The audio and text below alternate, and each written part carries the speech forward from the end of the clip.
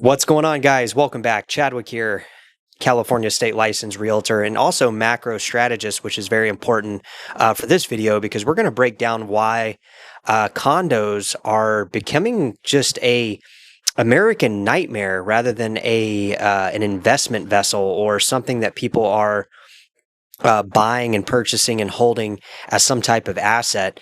We're going to break down that for you in this video and also kind of just shed some light on the YouTube FUD, the YouTube clickbait on, condos are crashing, condos are falling. We're going to break down that for you. So if you are a condo owner, reach out to me, especially if you're in the Southern California area, reach out to me. If you're in Florida, reach out to me. I do have connections in Florida. Condos they are selling, ladies and gentlemen. Okay. They are not in this YouTube craze of condos just sitting on the market. The reason these condos are sitting on the market in some cases is because people have over the last few years have kind of came up in their mind as if a condo is the same as a single family residence. Now, maybe you clicked on the video. Maybe you're a seller. You're not having any problem. You're having problems selling your condo, or you're a buyer that's looking to buy a condo, and you think there might be opportunity very in the short term for you to acquire a condo at a good price. The reality of it is, guys, is condos are not single family residences. Obviously, I know I'm stating the obvious here, but from what I gather on YouTube, the obvious needs to be stated because a lot of realtors are making videos, and a lot of it's mostly realtors making videos that are trying to make it seem like this condo market is essentially frozen, or it's not going to sell, or condos are sitting on the market for 90 days, 120 days. We're going to break down some of the macro stuff and then also the micro market in specific areas like Florida, Southern California, where I'm at, and then also kind of in the Northeast and whatnot. So a lot of YouTube traffic has been driven towards these topics because condos are becoming very hard to sell. They're sitting on the market longer, but we really need to zoom out from that if you guys are sellers or if you're trying to actually sell your condo. Because I follow a macro mindset when it comes to real estate and then my overall investment strategy. I try to look at, for one, we were looking at it this week, and that was the 10-year Treasury note. Okay. And we've been following it since 4%. It's obviously gone up as well. It's going to be driving the prices for those mortgages, including condo mortgages, to make it more difficult for a home buyer to acquire a condo. All right. So let me break it down. A condo is not a single family residence. Okay. You own a community, you own a vested right in your property that is in a multi-unit condo setting. All right. And there's some real estate terminology, but for simplistic purposes, we're going to leave all that out and let you guys know that when you buy a condo, there's a couple different things that you need to understand. For one, the obvious, there's an HOA. All right. The HOA is basically something that never goes down in price. It always goes up in price.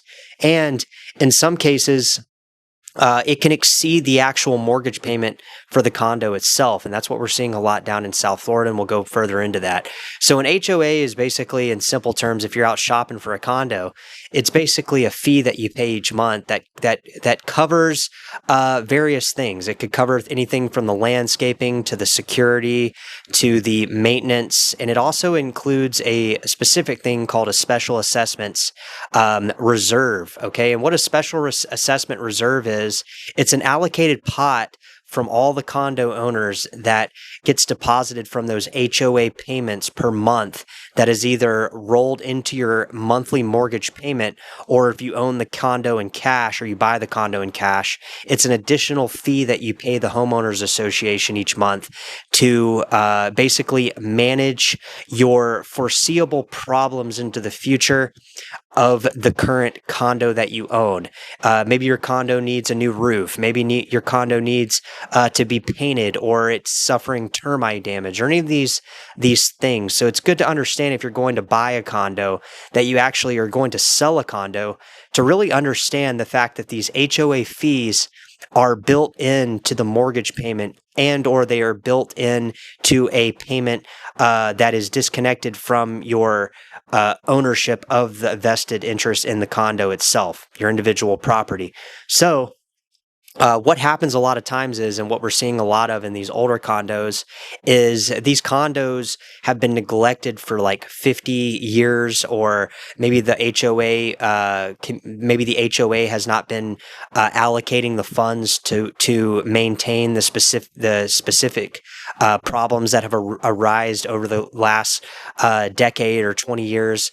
So they basically neglected using those funds to repair the condo and or bring the condo up to a current level that is deemed to by the mortgage company or by the lender as a up to date code asset, right? And that's how these lenders look at these condos. They look at them as assets that they're willing to give lending for, to basically allow somebody to purchase and pay interest on. So that being kind of like how a condo works. You don't really own the property, you own your condo, and then you also own the things that are attached to it, the HOAs, and then the part that we're going to dive into right now, which is the special assessment fee, which is a reserve that the condo association, the homeowners association, is supposed to set aside for major reconstructing or major problems that the condo owners can face, such as structural issues,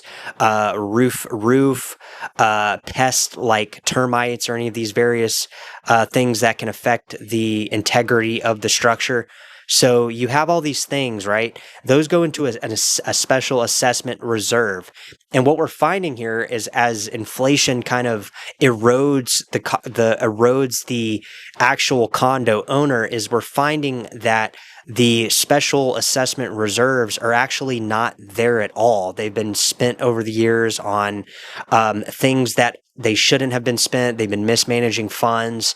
And there's tons of lawsuits across the United States with various homeowners associations that suggest that these homeowner associations aren't doing their due diligence in performing what's in the best interest of the condo owner itself.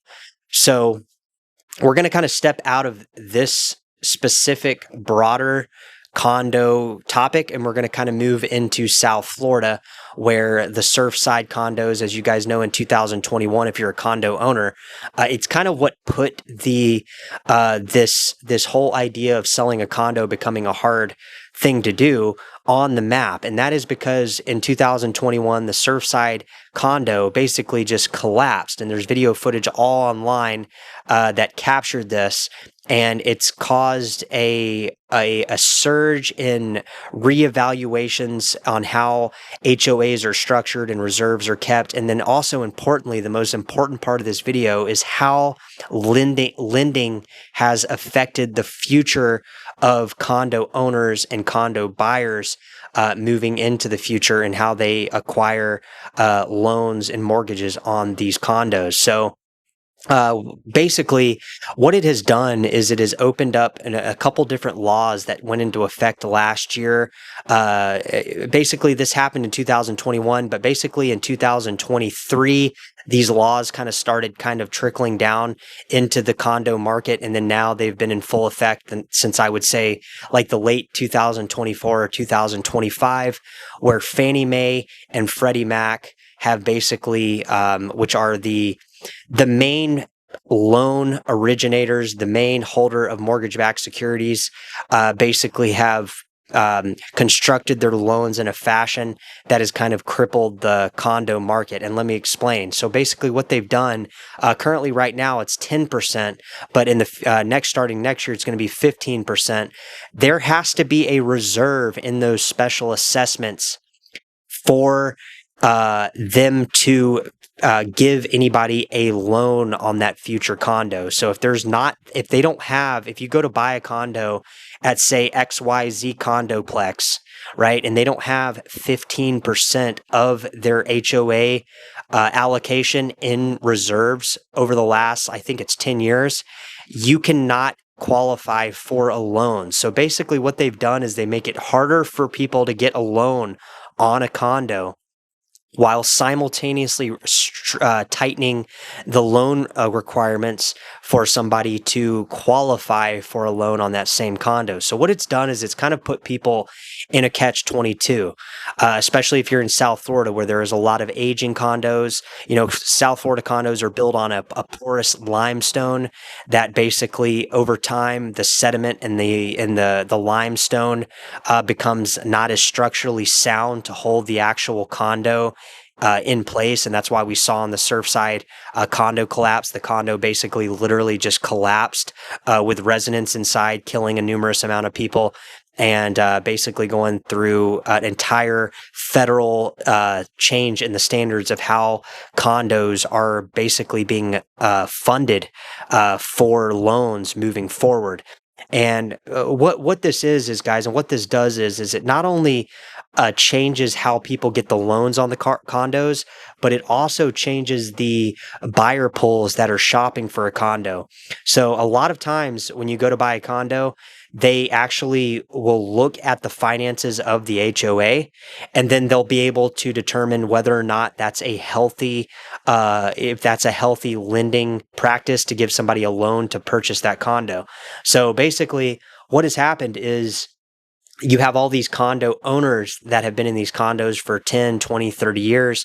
They're going to sell their condo, and not only have the HOAs gone up, not only have the HOAs tripled and quadrupled over the last decade, but now the special assessments that should be in place are not in place. And again, they are basically through the financial markets, they are eroding the ability for people to purchase condos. So that's why if you look in areas like South Florida, if you look in areas like Atlanta, you look at areas like Texas, the reserves are not in place. So people that are going to get these loans, they put in offers for these condos, and basically about 30 days later, the loan falls apart because it doesn't meet all of these legal requirements, which are now the current structure of how these mortgages are approved, and basically the whole deal falls apart. So now you have a multi-level change in how condos are acquired by new owners. And you also have people that have been in these condos for quite a bit of time that are not able to sell their condo. In some cases, holding on to these condos for over a decade and not making any profit, and actually having to sell at a loss. Basically because the homeowners association fees have risen so much and the special assessment fees have risen so much, there's no way for a qualified buyer to actually come in and purchase one of these condos. So a couple different areas. Like I said, if you guys are interested in trying to sell your condo and you're having problems, reach out to me. If you're in the Southern California, you're local to me, so please reach out to me. And if you're in the Southern Florida area, please reach out to me. I have referrals that I can give people that will help you sell your condo if you guys are having a tough time, because we got condos sitting on the market for 6 months, guys, with no offers. All right. We'll catch you guys in the next one. Take care.